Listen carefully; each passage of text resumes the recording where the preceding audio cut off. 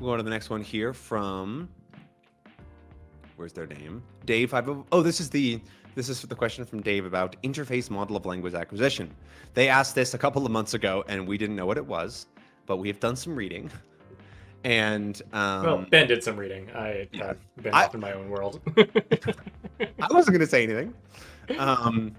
But the interface model of acquisition, in summary, from what I've read, is basically what role does explicit knowledge play in the language acquisition process? And there are three general fields of thought. The non-interface position essentially is saying that your explicit knowledge about the language, knowing the names of grammar terms, explicitly knowing how things function, whatnot, is completely separate from your acquisition of the language. They do not overlap. This is what Krashen said in 1981, that explicit knowledge does not convert into implicit knowledge through immersion. They're just separate things. That's the non-interface position. Those two sides don't interface, they don't connect. The strong interface position says that over here we have your explicit knowledge is required. It directly leads into the implicit knowledge or acquisition. You have to know something explicitly before it can be converted to implicit knowledge. You have to actively learn it, and then it goes to the back of your mind. And then the third position, the weak interface position, is where they are connected, and explicit knowledge can be a facilitator in the process of acquisition and vice versa. Like they're connected. There's some highways between the two, but they are not like a direct influence on each other that has like a requirement.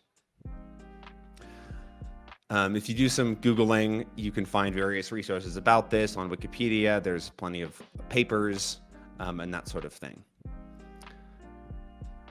We are pretty strongly in the weak interface position camp, that having some knowledge of the language and doing some explicit study is beneficial and increases the speed of the acquisition process of the implicit learning that comes from being with the language, understanding the language, but it is not necessarily required to learn new things, right? Like we were talking at the very beginning about learning some grammar concepts in Spanish.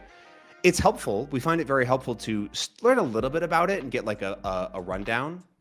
But then you do have to go and turn that all into implicit knowledge, which can then make the explicit understanding easier, and they all sort of create this loop and a stronger ability in general.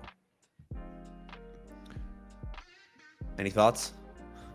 Yeah, I mean, I think one of the things we talk about a lot is awareness. That you need to be aware of something before it can be acquired.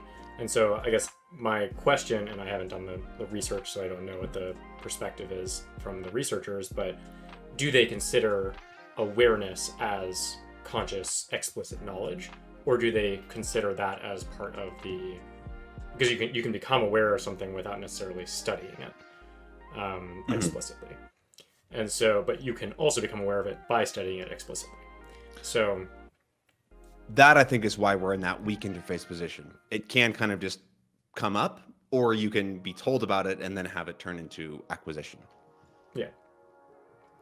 But I think I think both of the extremes, the ones where it has to be this or it has to be this, are generally, like in most things in life, neither of them are true. The extremes are generally not true. But at least from our perspective and our opinion, either one of those approaches works as long as you do become aware of it, because awareness is the first step towards actually acquiring it. And I've seen a model of sort of 4 stages of acquisition, where sort of the awareness, conscious understanding, unconscious understanding, and automatic understanding, or automatic usage at that point. Honestly, you have to start extending into the actual usage of it in order to make it truly automatic. But that's generally the model that we propose, is that we do front load everything consciously just because it's efficient, and then we convert that into sort of conscious comprehension in a broader context. We don't necessarily front load everything. No, I not think all at it's once. important. We front load some stuff. Yeah. Right. For efficiency's sake, but trying to front load everything is probably not a good way to go. No, sorry. Yes, to clarify, do not try to front load everything. That is that is not a good approach. Your brain will run out of space. 15,000 Alti cards and then start to immerse. Yeah.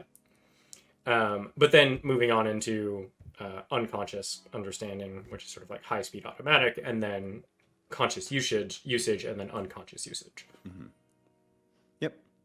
That is generally the path and pattern that we follow and recommend. There is like some nuance to it because trying just to get some unconscious usage, then going into the conscious, but yeah, that's for another day. Yeah, Okay. we're also talking about that process for every single piece of the language, right? It's not like the whole language goes through the whole process. So you're repeating that one thing. thousands and thousands and thousands of times. The language is one thing. Well, we got to that question, Dave. I hope that you're here. And It's only been 2 months late, right? yeah.